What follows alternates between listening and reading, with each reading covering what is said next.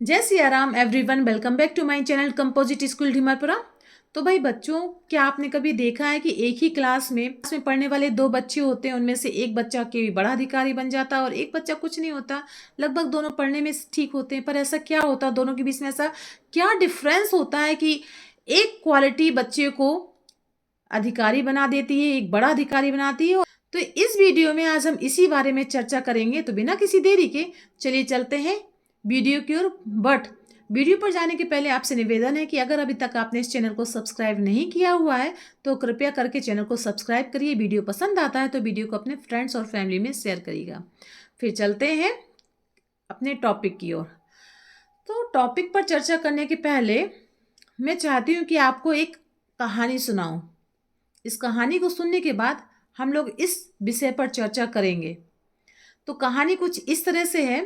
प्राचीन काल में एक जैन मास्टर रहते थे और उसके साथ एक शिष्य भी रहता था।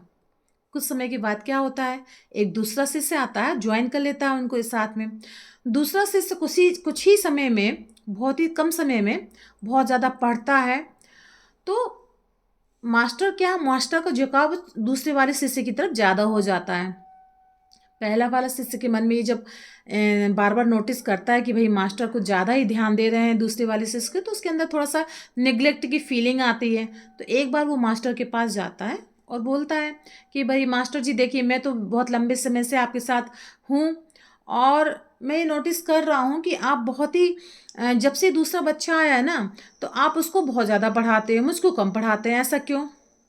तो जब मास्टर ये बात सुनते हैं तो थोड़ी देर शांत रहते हैं। फिर कहते हैं चलो मैं तुमको तो इसका कारण बताऊंगा, पहले तुम्हें एक कहानी सुनाता हूँ। तो अब मास्टर उसको कहानी सुनाने लगते हैं कि होता क्या है कि एक बार एक यात्री अपने रास्ते पे जा रहा होता है। दोपहर का टाइम था, बहुत ज़्यादा गर्मी थी, सूरज चमक रहा था। उस यात्री के पास पानी नहीं बचता है, बहुत ज़्यादा वो प्यासा हो जाता है। वो चारों तरफ देखता है तो उसको कुछ भी नहीं दिखाई देता। दूर जाके उसको एक कुआं दिखाई देता है। कुएं के पास जाता है, कुएं पे पानी था, लेकिन वहां पे ना तो कोई बाल्टी थी और ना ही कोई रस्सी थी जिससे वो पानी निकाला जा सके।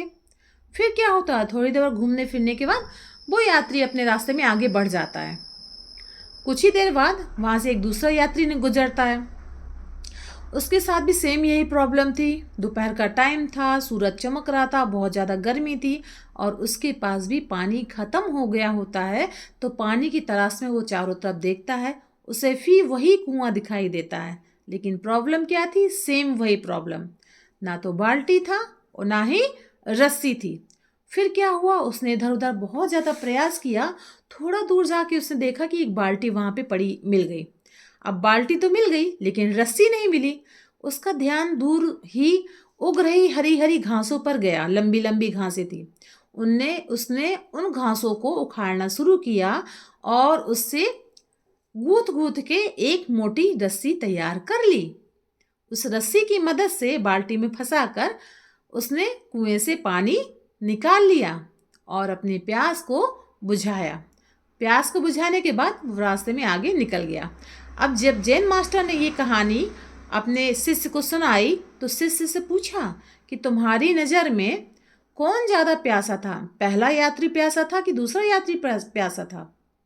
तो शिष्य बहुत तपाक से उसने आंसर दिया, गुरुजी दूसरा वाला यात्री जो था ना वो बहुत ज़्यादा प्यासा था, क्योंकि उसने अपनी प्यास मिटाने के लिए प्रयास किया। उसने रस्सी बनाई और पानी निकाल के अपने प्यास मिटाई। तो दूसरा वाला यात्री ज़्यादा प्यासा था।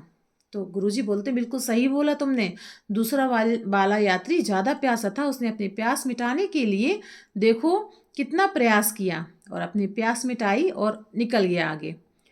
तुम्हारे केस में भी सेम यही बात है।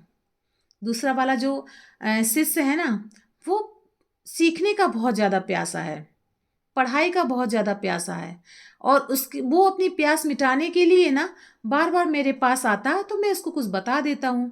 जबकि तुम्हारे साथ ऐसा नहीं है, तुम्हारे अंदर वो सीखने की प्यास नहीं है।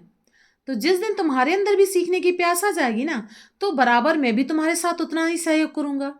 उस दिन उस डिसाइपल, उस शिष्य को ये बात समझ में आ गई, उसे अपना उत्तर मिल गया कि शिकायत करने से कुछ नहीं होगा।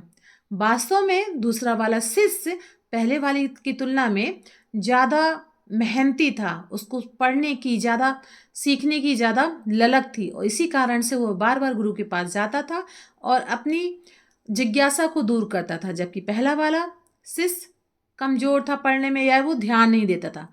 उस दिन के बाद पहले वाले शिष्य ने ये निर्णय किया कि नहीं, अब मैं भी उसी तरह दूसरे वाले शिष्य के समान ही पढ़ूंगा और अपने गुरुजी का प्रिय बनूंगा। बस उस दिन से दूसरे शिष्य ने पढ़ना शुरू किया और कुछ ही समय बाद गुरुजी भी उस शिष्य को पहले के समान ही उसी तरह प्यार करने लगे। तो भाई ये तो हो गई कहानी। अब आती है हमारी टॉपिक डिस्कस करने की। टॉपिक हमारा ये है कि सीखना क्यों जरूरी है। दो ही कक्षा के दो छात्र होते हैं, उनमें से एक बड़ा अधिकारी बन जाता है और एक छोटा मोटा या कर्मचारी, या ये मान के चलो कि कुछ भी नहीं बनता। ऐसा क्यों होता है? ऐसा कौन सा गुण होता है जो दूसरों को, वो दोनों के में डिफरेंट होता है जबकि दोनों इक्वल होते हैं? तो वो गुण का नाम है कंसिस्टेंसी, निरंतरता। ठीक, सीखने की प्यास। एक तो होता है कि आपके अंदर सीखने की प्यास है, कुछ समय वो प्यास हुई पहले वाली यात्री के समान, आपके मन में इच्छा ही नहीं मिला तो बस आप आगे रास्ते में चढ़ गए। एक दूसरी सीखने की प्यास होती कि आपके अंदर सीखने की प्यास है, आप उसको प्राप्त करने के लिए आप एनी हाउ सारे अपने जत्न कर लिए, अपने दिमाग को चलाया, अपना सब श्रम भी दिया और अंत में आपने अपनी उस प्यास को बुझा ली। तो ये जो दूसरी वाली प्यास है ना, ये दूसरी वाली प्यास जिस बच्चे के अंदर होती है ना, एक होता प्यास और उस प्यास को मिटाने के लिए अथक प्रयत्न, अथक हार्ड वर्क। सो यही चीज जो होती है वो एक व्यक्ति को बड़ा अधिकारी बना देती है और किसी को कुछ नहीं। तो भाई इसको कैसे प्राप्त किया जाए? बहुत सिंपल सी बात है। आजकल आपने देखी बहुत ज़्यादा चर्चा में है, मैंने हाल ही में अभी देखी है, 12th फेल, 12वीं फेल। 12वीं फेल अगर आपने नहीं देखी है तो भाई please must watch this movie. It's a wonderful movie, you know, it's a very motivational movie and very inspirational movie. You feel more motivate, you feel more inspired, so you must watch this movie because इस movie में आप देखेंगे कितना struggle है और it's a real story. It's movie based on real story, okay, it's not a fiction, no, it's a real story. So must watch this story, okay. आप देखेंगे कितनी बार फेल होकर, बार बार फेल होकर भी अंत में कोई व्यक्ति कैसे सफलता प्राप्त करता है। ठीक, एक इस मूवी के द्वारा आपको एक नहीं, दो नहीं, तीन तीन, चार चार ऐसे गुण सीखने को मिलेंगे जो आपकी लाइफ के लिए होना बहुत जरूरी है, बहुत बहुत जरूरी है। मोटिवेशन, पहला मोटिवेशन। आपको कहीं से मोटिवेशन मिला है, उस मोटिवेशन को प्राप्त करने के लिए आपको क्या चाहिए? आपको हार्ड वर्क चाहिए। हार्ड वर्क केवल जरूरी नहीं है, कैसा हार्ड वर्क चाहिए?